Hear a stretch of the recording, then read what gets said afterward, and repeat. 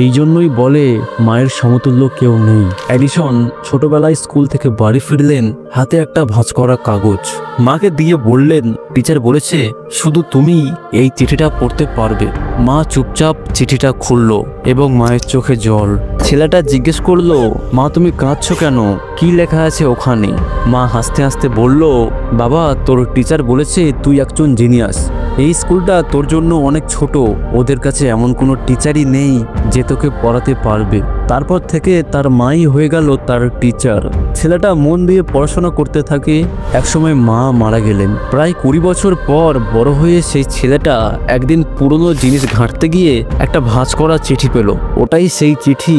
সে খুললো আর অবাক হয়ে গেল। চিঠিতে লেখা ছিল, আপনার ছেলে মানসিকভাবে দুর্বল, সে ঠিকমতো ভাবতে পারে না, তাই ওকে স্কুলে আনবেন না। সে চুপচাপ বসে কাঁদলো ঘন্টার পর ঘন্টা। তারপর নিজের ডায়েরিতে লিখলো, থমাস আলভা এডিসন একসময় ছিল অযোগ্য শিশু, কিন্তু এক সাহসী মা তাকে বানিয়েছিলেন যুগের সেরা জিনিয়াস। এডিসন আজ পৃথিবীর সেরা মেধাবীদের একজন, কিন্তু সেই মেধার পিছনে ছিল এক মায়ের নিঃশব্দ ভালোবাসা।